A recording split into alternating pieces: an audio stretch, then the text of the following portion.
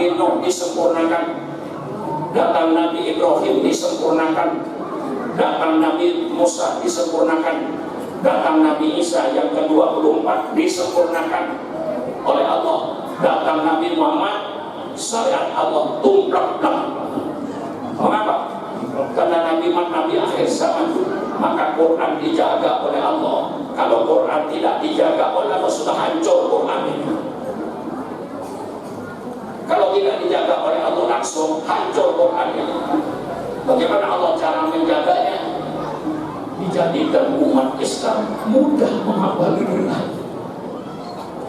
Berapa juta bangsa Indonesia yang hafal Quran? Jutaan, Pak. Jangan coba-coba kau merokok Al-Quran. Yang hafal Quran 1 juta. Itu mana kiai ada kitab bisa dihafal? Cari kitabnya Profesor Doktor, hafalkan oleh kiai. Yang tebalnya sekian, tidak bakalan bisa dihafal. Tidak ada kitab di dunia yang bisa dihafal. Injil pun mereka tidak hafal. Injil yang bahasa Indonesia, ini orang Kristen tidak hafal. Tapi namanya Al-Quran 30 juz, kok bisa dihafal? Lucu, aneh.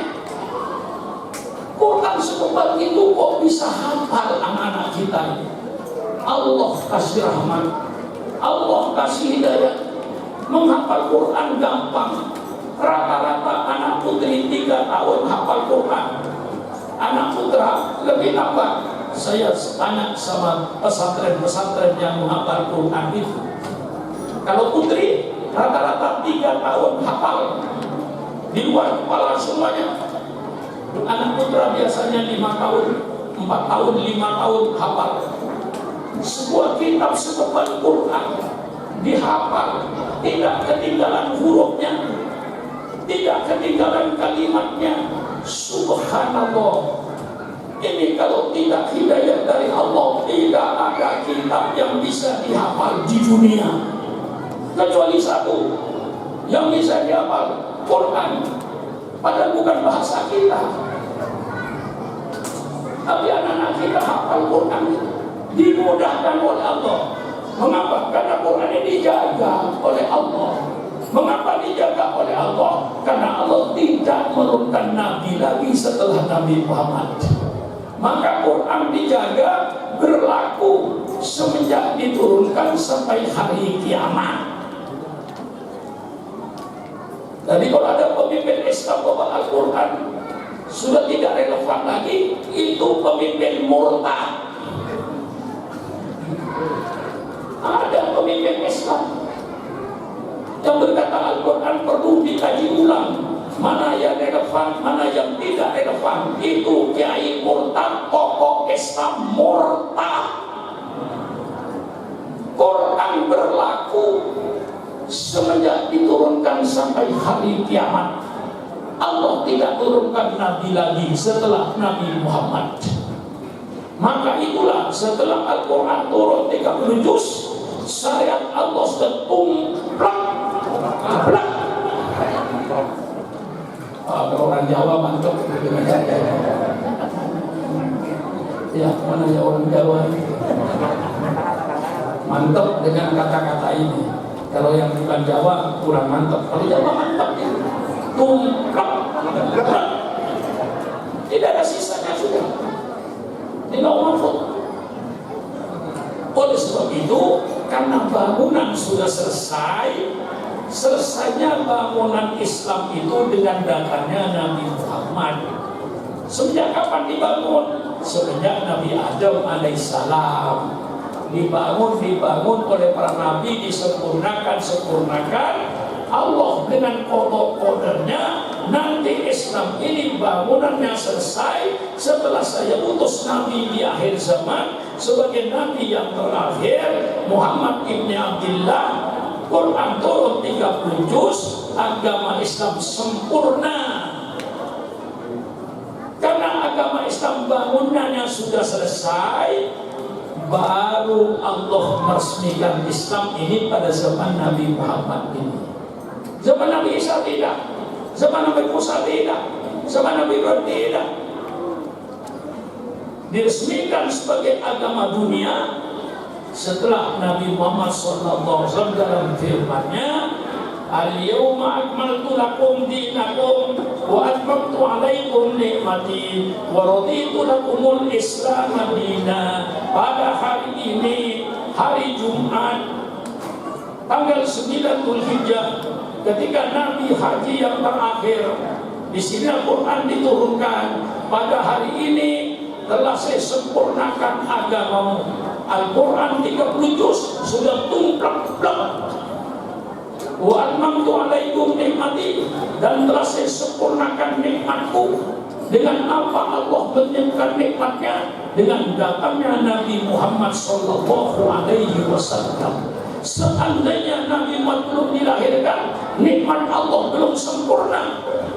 Menurut ulama tafsir, sempurnanya agama Allah ini, sempurnanya nikmat Allah ini dengan lahirnya Nabi Muhammad sallallahu alaihi wasallam. Quran 30 juz setunjuk-tunjuk yang akan menjelaskan Quran sudah dilahirkan. Allah baru membuat pernyataan. Ini pernyataan Allah, bukan pernyataan Sukron Makmun. Allah bikin pernyataan. Bagaimana pernyataan Allah? Wa raditu lakumul Islam madinah.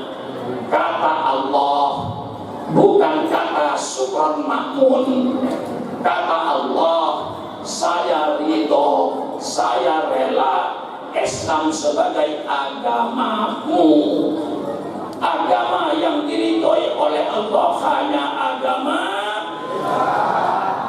yang diridhoi oleh Allah hanya agama yang lainnya tidak diridhoi oleh Allah.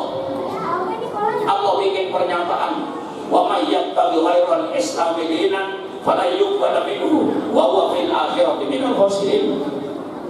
Barang siapa yang ikut agama selain agama Islam, maka agama tidak akan diterima oleh Allah, dan dia termasuk orang yang merugi. Mengapa ruginya? Tempatnya di api neraka. Ini pernyataan Allah, jangan main-main, saudara. Dan sekarang timbul penipuan. Semua agama sama, semua agama benar, semua umat beragama masuk surga. Subhanallah, subhanallah. Ini pemurtadan di Indonesia yang sedang berlaku. Berkedok toleransi. Toleransi bukan begitu. Toleransi kita hidup saling hormat menghormati antar umat beragama, bukan berarti membenarkan semua agama. Kita menghormati orang Kristen ke gereja, silakan, jangan kita ganggu, kita hormati mereka. Hidup rukun damai antar umat beragama, tapi bukan berarti membenarkan semua agama. Membenarkan semua agama murtad, kafir. Loh, saya harus tegas. Berarti kita kafirkan saya, nanti yang dikukukin mereka mengkafirkan. Ikut dosa sendiri sudah berat, apalagi sudah mengikut dosanya orang secili itu. Maka saya tegas. Ini sekarang terjadi penipuan intelektual. Semua agama sama, semua agama benar, semua umat beragama masuk surga. Yang sholat subuh masuk surga, yang tidak sholat subuh masuk surga. Surganya sama, milih yang mana? Ayo, jujur. Yang sholat subuh masuk surga, yang tidak sholat subuh masuk surga. Surganya sama, milih yang mana? Milih sholat subuh. Goblok. Goblok. Milih sholat subuh. Oh, yang tidak sholat subuh masuk surga. Yang sholat subuh masuk surga, yang tidak sholat masuk surga. Masa ini sholat subuh? Ini kan pemurtadan di generasi muda, di SMP, di SMA, yang tidak bergaul dengan kiai bisa terpangkat, bisa murtad anak kita. Yang puasa Ramadan masuk surga, yang tidak puasa Ramadan masuk surga. Milih mana Kiai? Milih puasa? Allah. Tentu milih tidak puasa. Sama-sama masuk surga. Ini pengikut intelektual yang subhanallah harus hadapi. Maka saya katakan, jangan kau bangunkan macan tidur. Dulu saya macan, Seman Golkar masih kejam, betul tidak? Dulu saya harimau, macan saya di atas panggung melawan kelompoknya Soeharto. Masih ingat kayak kalau undang saya kan mesti ditangkap panitia. Masih ingat kayak undang Soekarno Mahmud pasti ditangkap panitia. Berhadapan dengan Koramil, berhadapan dengan polisi. Setelah ada reformasi, Soekarno Mahmud agak tidur. Reformasi berjalan, rupanya reformasi gagal.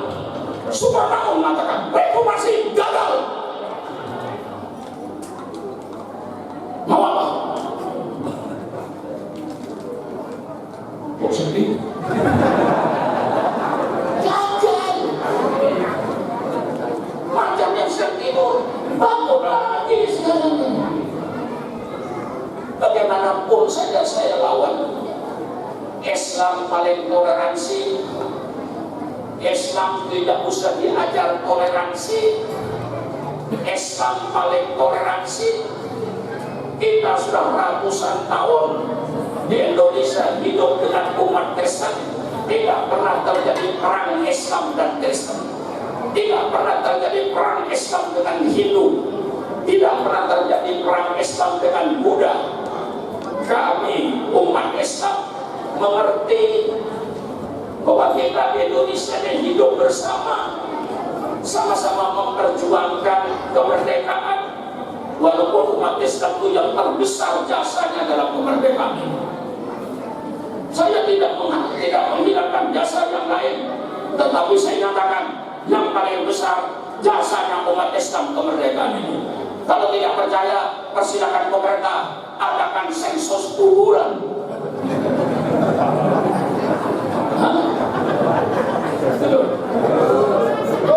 Tapi Kiai bukan kuburan umum. Taman Pahlawan itu sensus. Setiap kabupaten ada Taman Pahlawan. Di Karawang ada Taman Pahlawan. Di Bekasi ada Taman Pahlawan. Di Sukabumi ada Taman Pahlawan. Di Cianjur ada Taman Pahlawan.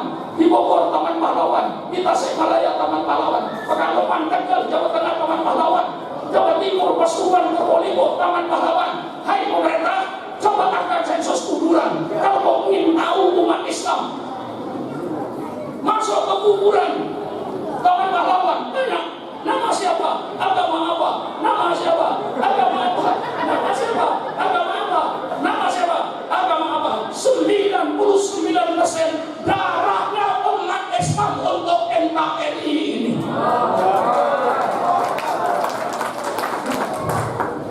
Kuburan berbicara, tanya sama kuburan. Kesel saya. Umat Islam yang begitu besar jasanya dalam NKRI ini kadang-kadang dicurigai. Subhanallah, kita umat Islam yang bangun NKRI. Mantap, mantap. Ngaji, jangan ngaji cuma bikin cerita-cerita bohong, bikin majelis tertawa. Akhirnya keluar dari majelis tak bawa ilmu, hanya bawa ketawa. Bagaimana ngajinya? Oh, ustaznya lucu.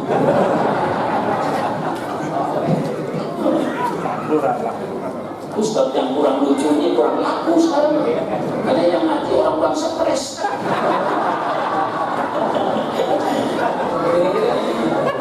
Cuma saya stres nggak kira-kira. Oh, stres ini. Yang jadi hiburan kan orang stres. Nah, ini saya terbuka. Toleransi umat Islam. Mari kita sesama bangsa Indonesia Berbeda agama, saling hormat menghormati, saling harga menghargai. Jangan mengganggu mereka beribadah. Tapi bukan berarti membenarkan semua agama. Membenarkan semua agama bukan toleransi pemurtadan umat Islam di Indonesia. Enggak pantas saya pidato begini nih. Bu, kira-kira kelihatan saya muda apa tua? Yakin kau sudah menilai. Bu, kira-kira kelihatannya saya muda apa tua? Jangan macam-macam bicara. Yang bilang tua, terima kasih. Itu yang benar. Yang bilang muda, itu jelas naksir saya. Itu termasuk perempuan yang mata keranjang.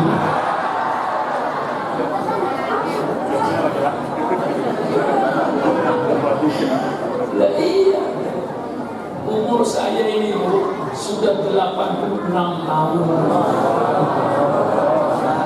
Kadang-kadang di Cibinong umur 70 tahun sudah di rumah, 75 tahun sudah di rumah, gak keluar-keluar itu. Alhamdulillah syukur makmur 86 masih keliling Indonesia. Kemarin masih berada di Gresik, Hall Sunan Giri. Dari Gresik saya ke Banyuwangi. Di situ ada pondok pesantren. Alhamdulillah. Kalau sudah Islam lupa kalau saya umur 86 tahun. Karena Islam. Nah, penderitaan Rasulullah, saudara-saudara, perjuangannya. Rasulullah itu jadi nabi pahit. Saya akan ceritakan pahitnya Nabi menjadi nabi. Lain dengan Surah Makmur. Surah Makmur jadi mubalik nggak pahit. Terbang ke Singapura. Insya Allah akhir bulan ini saya terbang ke Singapura. Turun di Singapura, mungkin sudah berderet. Ditidurkan di hotel, makan enak. Maghrib sudah turun, sudah berbunyi di masjid-masjid. Jadi saya kalau Singapura itu kayak burung merpati, kayak burung perkutut, dikerek ke atas, tidur di hotel, turun ke bawah, sudah berbunyi di masjid-masjid. Selama bunyinya masih enak, dilarang pulang, kerek lagi ke hotel, naik saya ke atas lewat lift. Besok subuh ditelepon lagi untuk kuliah subuh, turun lagi persis burung perkutut nasibnya Surah. Tidak ada kesulitan. Nabi mau jadi nabi baik. Bagaimana tidak? Bahkan awal menegakkan Islam, Rasul sembunyi-sembunyi. Dari pintu ke pintu dia berdakwah. Karena diancam oleh orang kafir Quraisy, diancam dengan pembunuhan, diancam dengan kekerasan. Sayyidina Bilal radhiyallahu anhu diikat tangannya, diseret di padang pasir telentang, perutnya dikasih batu. Subhanallah, supaya kembali kepada agama jahiliyah. Tapi Sayyidina Bilal kokoh di bawah terik matahari, ditarik di padang pasir, perutnya dikasih batu, tapi dia tetap berkata Ahad, Ahad, Ahad, Allah yang Maha Esa. Tidak luntur imannya. Dengan kekerasan, dengan kekejaman tidak berhasil. Orang kafir Quraisy merubah lagi politiknya dengan politik embargo ekonomi. Dibikin pengumuman di dinding Ka'bah, semua bangsa Arab dilarang mengadakan hubungan dagang dengan umat Islam, khususnya di bidang pangan, supaya Rasulullah dengan pengikut-pengikutnya mati kelaparan. Inilah politik lama embargo ekonomi. Ketika Libya dan Irak diembargo ekonominya oleh Amerika Serikat. Saya katakan, wahai bangsa Libya, wahai bangsa Irak, bukan kalian yang pertama kali merasakan pahitnya embargo ekonomi. Nabimu 1400 tahun yang lalu sudah diembargo ekonominya agar Nabi Muhammad dengan para sahabatnya mati kelaparan. Tapi ternyata embargo ekonomi tidak mampu untuk memadamkan api Islam. Justru api Islam semakin membesar untuk menerangi kegelapan-kegelapan kota Mekah. Dengan embargo ekonomi gagal. Akhirnya apa? Mereka propaganda politiknya dengan politik damai. Didatangi pamannya Abu Thalib. Abu Thalib, kau kan pamannya Muhammad. Anak sama ponakanmu itu maunya apa? Kalau ponakanmu ingin jadi raja, kami penduduk maka siap mengangkat Muhammad dari raja dengan syarat berhenti jadi nabi, jangan lagi menyebarkan agamanya. Abu Thalib tanya sama ponakanmu maunya apa? Kalau dia ingin jadi orang kaya, kami penduduk maka siap untuk memberikan kekayaan kami pada Muhammad, sehingga Muhammad nanti menjadi raja terkaya di kota Mekah ini, dengan syarat berhenti jadi nabi, berhenti berdakwahnya. Abu Thalib tanya sama ponakanmu maunya apa? Kalau dia ingin kawin dengan anak perawan di kota Mekah ini, saya kumpulkan semua anak perawan. Persilakan ponakanmu kawin 1, 2, 3, 4, 5, 6 dan seterusnya, dengan syarat berhenti jadi nabi, berhenti berdakwah, berhenti menyebarkan agama. Ini politik lama, bukan politik baru. Jadi kalau ingin kiai berhenti jadi